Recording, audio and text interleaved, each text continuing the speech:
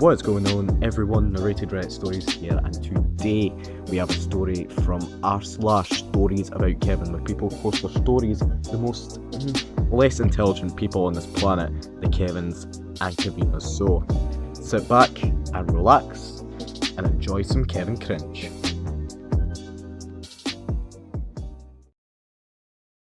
In my circle of friends, I have a guy who qualifies as some sort of part-time Kevin. Most of the times he is a normal guy, but sometimes he stuns us with his stupidity. Some background information. I've known Kevin from secondary school, Realschule in Germany.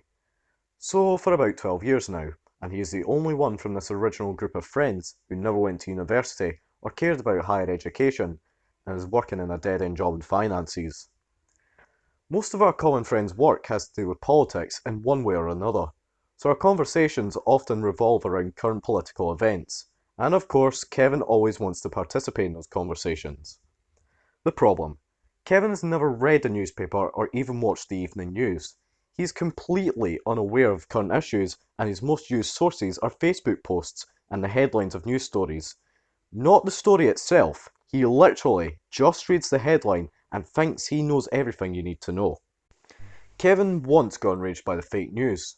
We were driving to the airport, and since it was rush hour, I was busy driving, while he waffled something about the evil media.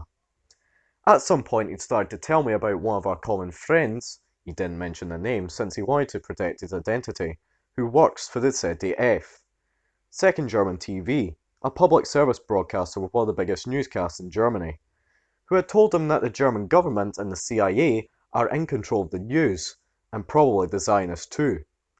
At this point I looked him dead in the eyes. For the first time I didn't look at the road, and said, "Kevin, you realise that I work for the ZDF.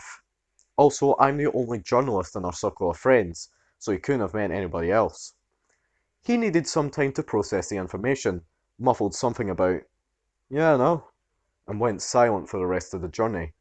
He often ends a conversation or discussion with, "Yeah, no," and often tries to convince people he just fooled you or played a prank on you.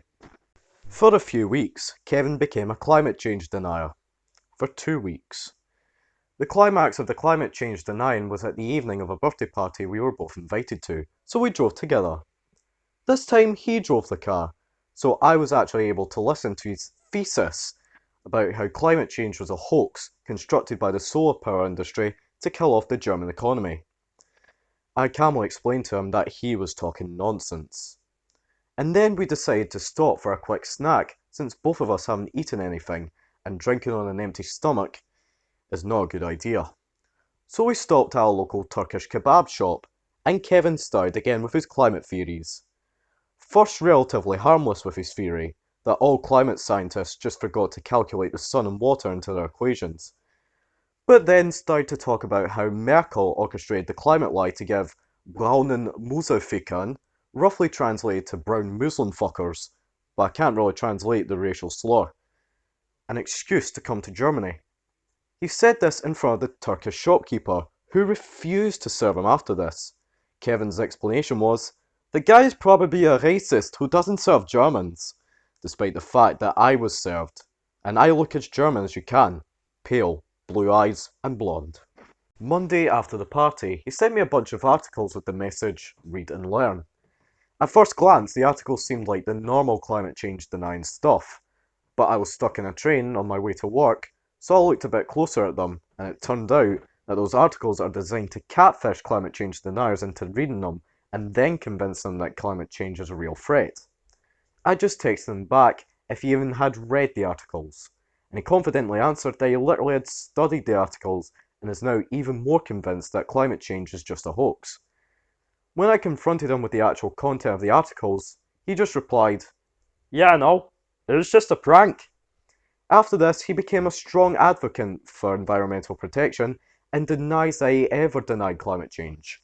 2 years ago, we went to a local mini-golf course because we were bored, and one of us suggested we could go there because they have cheap beer there and the lake is right next door.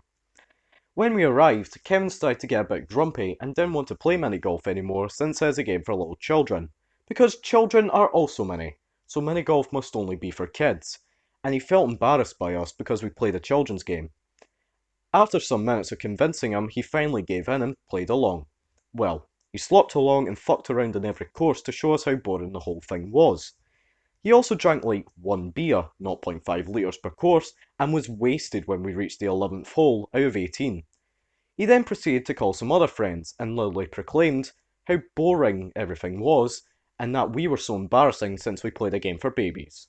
At one point, he called one of his friends a pedophile. Well, he screamed it, because he assumed he probably wanted to pick up little girls with his mini golf skills for his quote unquote mini penis. What a pun. After we were done, everybody had enjoyed the evening besides his constant drunken nagging.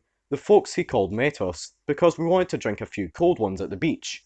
One of them asked why we even went to the mini golf course and whose idea it was, since Kevin hated it so much. Well, it was Kevin's idea, and he was quite eager to get mini golfing until we arrived. Since he is working in finances as an accountant, he is very confident in his knowledge of the market, so he started to buy shares of big companies. Two of those companies were the Deutsche Bank and Commerzbank, both huge banks in Germany with a history of violations of German, European and international laws, and at this time in huge problems with the law, Panama Papers and Cum-Ex scandals. And Kevin thought it'd be a good idea to buy these shares before the investigations were over. Some friends studied economics and BWL, also work in the finance sector, but in way better jobs than him, and repeatedly warned him not to buy shares before the investigations were over. But Kevin didn't listen. He never spoke about the loss he made, and gets really defensive if you ask him about his shareholds. But a friend suggested Kevin had a total loss of around 5k. He also bought bitcoins a few days before the crash, despite numerous warnings. Of course, Kevin is quite a hit with the ladies. He is not bad looking, not at all, and the guy is really fit. After all, he is a seasoned climber who climbs over 7,000 metres. For real, this is not some sort of boastfulness from him. But oh boy, his social skills are kind of, well, lacking. He is somewhat of a nice guy, Kevin, so most girls are not really eager to go home with him. On the birthday party of his twin sister, he flirted with some other girls from his sister's handball team.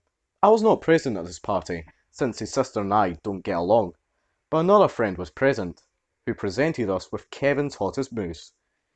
First he talked to some of the handball girls, until he exclaimed, "I like handball, but not women's handball. It is too effeminate, and the only good thing about it is that I can see their pussies." Needless to say that the chat ended there. After this he talked to another girl, and apparently it went quiet. Well, until he offered her a drink in exchange for a blowjob. The girl was either disturbed or thought it was a bad joke, since drinks were free and Kevin was a bit drunk at this point. But after she declined this generous offer, he called her a fucking slut and spilled his drink over her. His sister threw him out after this, and he lost his smartphone on the way home, something that occurs regularly. This is also the reason he only owns less than €100 phones, because he lost most of them in a matter of weeks. Kevin loves motorcycles.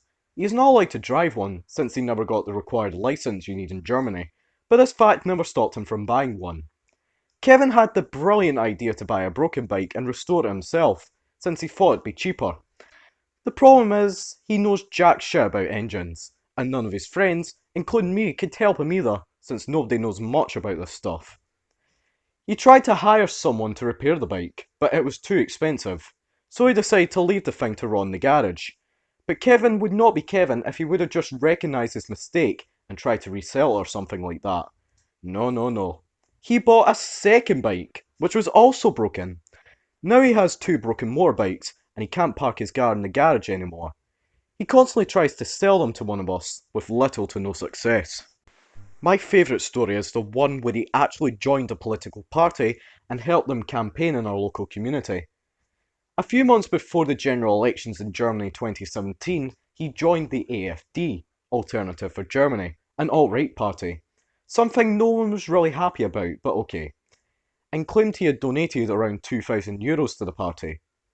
Since we live in the same community and he was responsible to hang the election campaign posters, and since he knew I'm a huge opponent to the goals of this party, he thought it'd be hilarious to put all the posters nearby my house.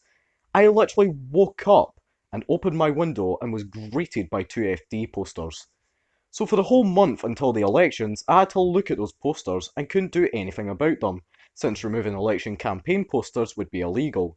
but Kevin didn't bother to remove the posters after the election was over. In Germany, election posters are only allowed at certain times before and after an election. Otherwise, it is illegal, and the local party has to pay a fine. Since Kevin didn't remove them and nobody else felt responsible for the total of 6 election posters around my house, I called the local authorities and they removed the posters 3 months after the election. And the party was fined with €6,000. Apparently the cost of removing the posters by local community employees. I mock Kevin to this day that his party donations were probably used to pay off the fine that he caused. After this, he tried to convince us that he never actually joined the party, had nothing to do with the election posters, and of course never donated any money to the party. The fact he proudly had shown us the cheque with the donation, and I was present when he had put up the election posters, didn't change his new narrative. This post does not include most of the batshit stuff he did when he was actually drunk, but I need to continue working for Zionist reptilian overlord CIA Director Merkel, or whatever people think those days. Maybe I will write down other stuff Kevin did, if there is a demand for it. Thank you so much for watching this video. Please do consider liking and subscribing for more Reddit stories. And until the next one, I'll see you next time.